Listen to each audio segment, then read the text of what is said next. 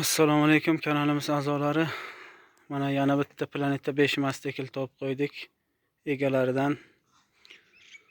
Xo'p, mana hozir ovozchasini ham bir eshitib ko'ramiz.